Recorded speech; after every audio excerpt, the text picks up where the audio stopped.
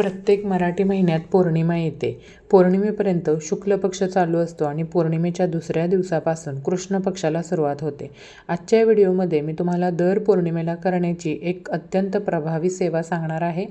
तिचा तुम्हाला खरोखर चांगला अनुभव आल्याशिवाय राहणार नाही. खूप तळमळीनं सांगते की घरच्या घरी सेवा करा. मोठ्यातले मोठं कार्य, मोठ्यातलं मोठं काम तुमचंसुद्धा सिद्ध होईल, पूर्ण होईल. खूप चांगला अनुभव येईल. कोणत्याही महिन्यातील कोणत्याही पौर्णिमेपासून या सेवेला तुम्ही सुरुवात करू शकता. या व्हिडिओमध्ये 2 सेवा सांगितलेल्या आहेत, तर व्हिडिओ तुम्ही शेवटपर्यंत पहा म्हणजे तुम्हाला त्या व्यवस्थित समजतील. कोणतीही एकच सेवा केली तरीसुद्धा चालेल.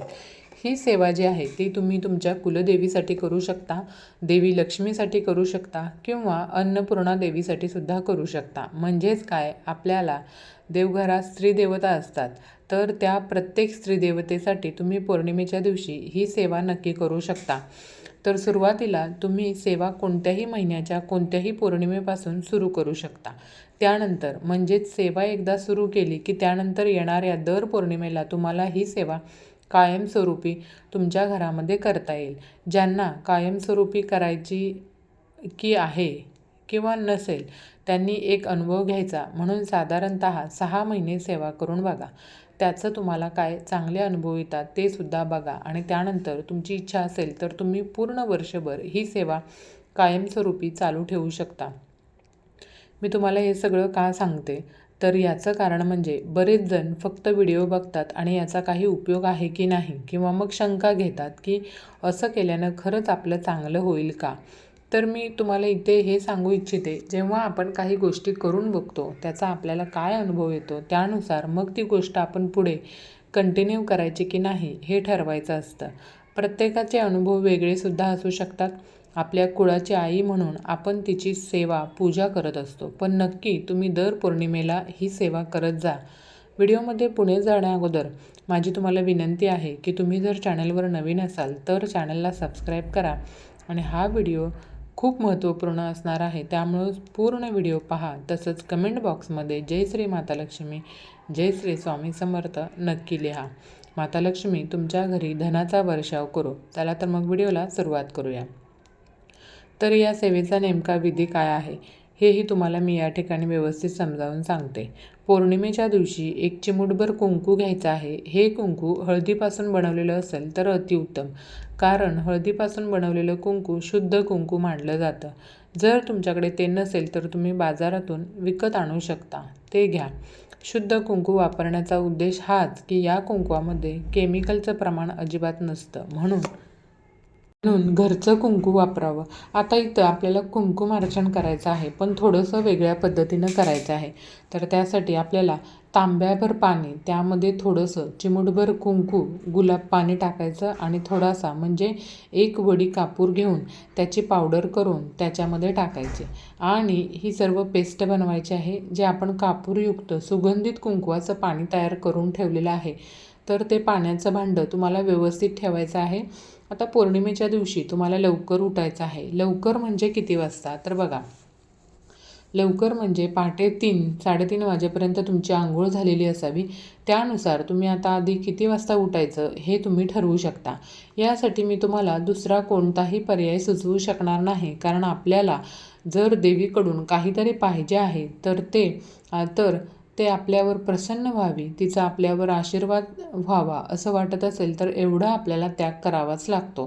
तर पौर्णिमेच्या दिवशी आपण आपल्या झोपेचा त्याग करायला हवा आणि लवकर उठायचं, कारण ही जी वेळ आहे ती ब्रह्ममुहूर्ताची वेळ असते आणि ब्रह्ममुहूर्तावर केलेली जी सेवा असते ती नेहमी फळाला जाते. म्हणजेच तिचं फळ आपल्याला अवश्य मिळतं आणि आपली जी सेवा आहे ती आपण अगदी मनापासून निष्ठेने केलेली असेल तर त्याचं फळसुद्धा संपूर्ण आपल्याला नक्कीच मिळतं. आणि तुम्ही कोणतीही सेवा जर ब्रह्ममुहूर्तावर करत असाल तर तुम्हाला त्याचा फायदा होणार म्हणजे होणारच. तुम्हाला त्याचा अनुभव येणार म्हणजे येणार.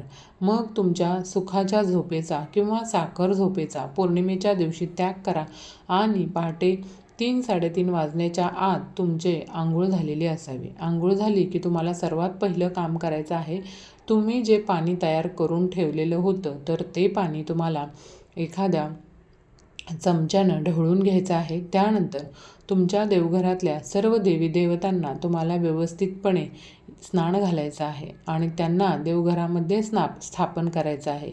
त्यातल्या त्यात फक्त कुलदेवीचा टाक असेल किंवा मग पौर्णिमेच्या निमित्ताने तुम्हाला सर्व स्त्री देवतांना या पाण्याने स्नान घालायचं असेल तर त्या सर्व स्त्री देवता किंवा देवता तुम्ही एक एक करून स्नान घालण्यासाठी घेऊ शकता. त्यानंतर काय करायचं, जे कुलदेवीची मूर्ती असेल किंवा टाक असेल किंवा तुमच्याकडे श्रीयंत्र असेल तर ते तुम्ही एका भांड्यामध्ये ठेवायचं आणि या चांदीच्या तांब्याच्या किंवा मग पितळेच्या तांब्यातून या पाण्याचा तुम्हाला त्या मूर्तीवर अभिषेक करायचा आहे किंवा मूर्तीवर किंवा मग श्रीयंत्रावर अभिषेक करायचा आहे.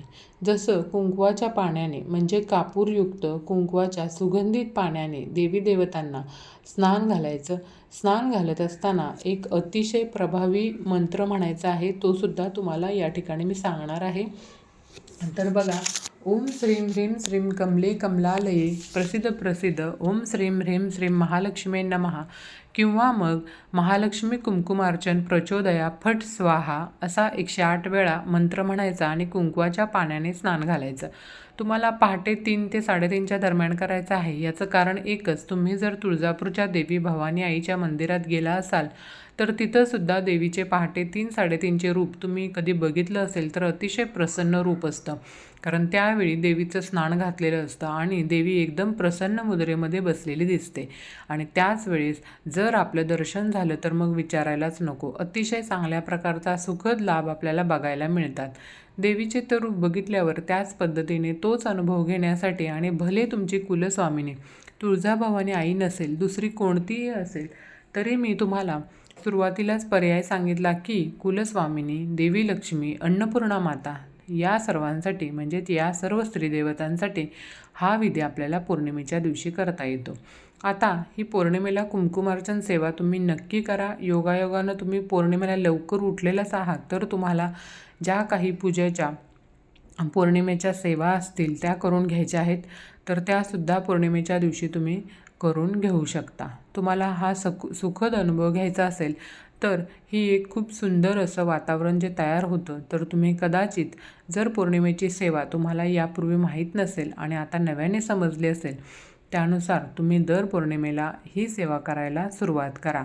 तुम्हाला नक्की या सेवेचा फायदा झाल्याशिवाय राहणार नाही.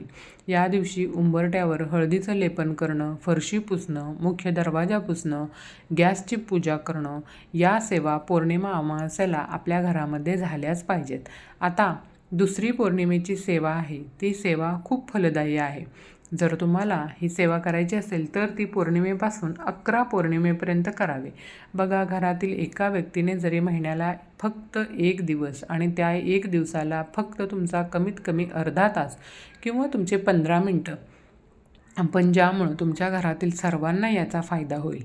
त्याचबरोबर ज्या गोष्टींसाठी तुम्ही सेवा करताय, हा उपाय करताय, ते काम करताय, ते काम तर होईलच, पण त्याच्या व्यतिरिक्त तुम्ही जी म्हणजे अपेक्षाही केली नव्हती असे बदल तुमच्या आयुष्यामध्ये होताना तुम्हाला बघायला मिळतील. जसजसा महिना जाईल तसतसं तुम्हाला विश्वास होणार नाही एवढं तुमच्या घरामध्ये बदल होणार आहेत. तुम्हाला बघायला मिळणार आहे 1 वर्षानंतर की 1 वर्षापूर्वी माझं आयुष्य कसं होतं आणि 1 वर्षानंतर मी आता कुठे आहे. एकदम झिरोवरून तुम्ही टॉपवर पोचलेला असाल.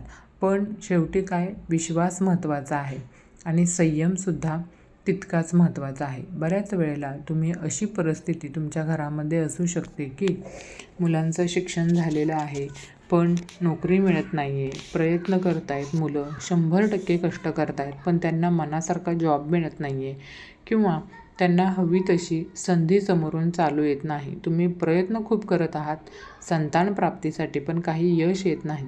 तर ही सेवा तुम्ही नक्की करा, याचा अनुभव तुम्हाला नक्की येईल. स्वतःचं घर होण्यासाठी प्रॉब्लेम येत आहेत तर यासाठी अशा काही आपल्या ज्या काही समस्या असतात त्या बेसिक गोष्टी मी तुम्हाला सांगितल्या. पण या व्यतिरिक्त अजूनसुद्धा काही समस्या तुमच्या लाईफमध्ये असतील की ज्या तुम्ही कोणाशी शेअर करू शकत नाही, पण त्यातून तुम्हाला बाहेर पडायचं आहे. अशा तुमच्या घरातील, तुमच्या संसारातील किंवा तुमच्या कौटुंबिक घरामध्ये ज्या काही समस्या असतील तर त्या प्रत्येक समस्येतून मार्ग काढण्यासाठी या प्रत्येक परिस्थितीतून बाहेर निघण्यासाठी किंवा जिथं तुम्ही हरवलेले आहात तेव्हा जेव्हा काहीच कळत नाही, आपलं डोकं चालत नाही, त्याच्यापुढे मी पुढे कसा निघू, तर अशा परिस्थितीमध्ये सुद्धा तुम्ही हा उपाय नक्की करून बघा.